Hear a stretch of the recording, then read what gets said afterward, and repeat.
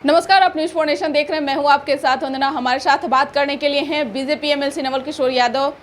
जिस तरह से कल आरजेडी में बैठक हुई, बैठक में नेता प्रतिपक्ष तेजस्वी यादव शिरकत नहीं किए, लेकिन उनके बड़े भाई तेज प्रताप यादव शिरकत किए हैं। क्या आखिर कारण क्या रहा? कोई कारण नहीं है। वहाँ कोई पार्लियामेंट्री बोर्ड के जरूरत नहीं है। वहाँ तो चार घर के टोला जे कहेला से होला, वो तो प्राइवेट लिमिटेड पार्टी है। जब जिसको जहाँ ज़रूरत हुआ वहाँ स्पॉन्सर कर दिया, जहाँ जब ज़रूरत हुआ जिसको बेइज्जत कर दिया।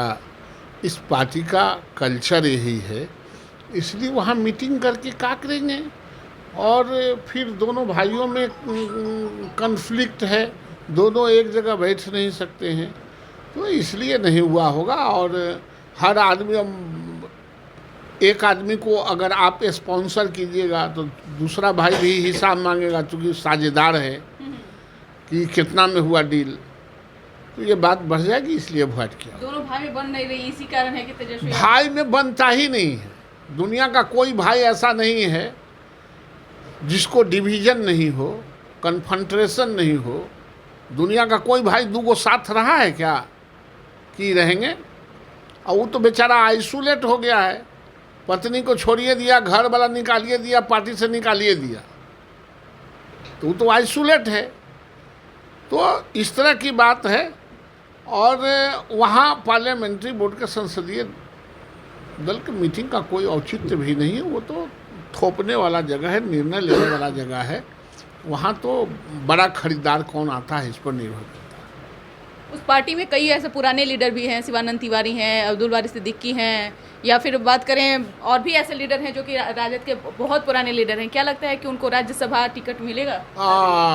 वहाँ पुराने पर नया पर मिला है। वहाँ मिला है माल पर। शिवानंद जी माल देंगे, सिद्दीकी साहब माल देंगे। वहाँ बड़ा लीडर क्या होता है?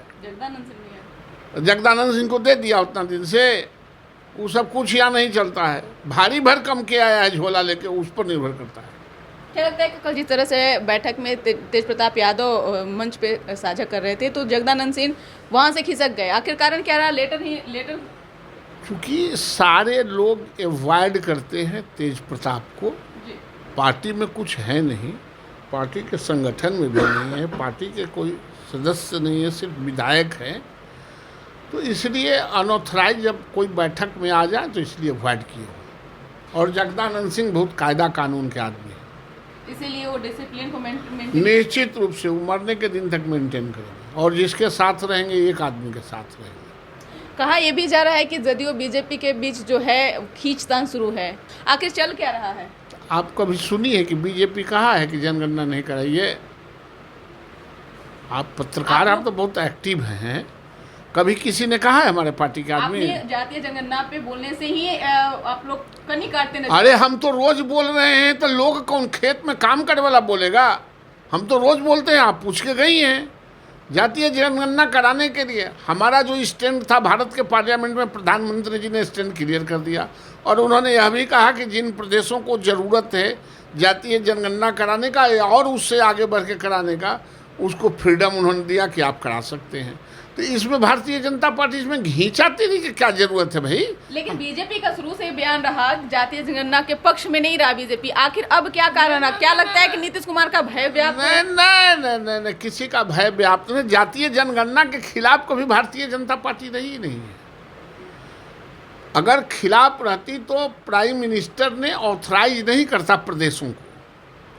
प्रदेशों को ऑथराइज किया। इसका मतलब ही यह होता है कि आप अपने तरीके से अपने प्रदेश के लोगों को जनगणना करा लीजिए। फिर सुशील कुमार मोदी को पोस्ट करके क्यों जानकारी देनी पड़ी? क्यों उन लोगों को बताना पड़ा? आखिरकार जब बीजेपी में सब कुछ सही था, जातीय जनगणना कराने के पक्ष में भी था, तो आखिरकार सुशील मोदी को फिर क्यों पोस्ट करना पड़ा? क्यों बताना पड़ा? कौन सी बताना पड़ा था? आप आएंगी तो हम आपको बताएंगे नहीं? आप जितना बाइट आप हमसे नहीं है, आप उसको पीछे से आप रिव्यू करके देखिए। आपको आपका, चूंकि आप प्रेस वालों को काम है किसी के कंधों पर रख के बंदूक चलाना। भारतीय जनता पार्टी को बताना नहीं, भारतीय जनता पार्टी करती है। भारतीय जनता पार्टी कभी जातीय जनगणना के खिलाफ नहीं थी। रिजर्वेशन का, जातीय जनगणना का कभी खिलाफ नहीं। आपको पता है ना कि तभी रिजर्वेशन इस देश में पिछड़ों के दल लागू हुए हैं जब भारतीय जनता पार्टी के सहयोग से सरकार बनी है, चाहे वो कर्पूरी ठाकुर की सरकार हो 27%, मंडल कमीशन का बहाली 77 में हमारे सहयोग से सरकार बनी थी, फिर वो कमीशन का रिपोर्ट लागू हुआ 89 में, विश्वनाथ प्रताप सिंह प्रधानमंत्री बने और उनका समर्थन हमारे भारतीय जनता पार्टी से था, तब मंडल कमीशन लागू हुआ।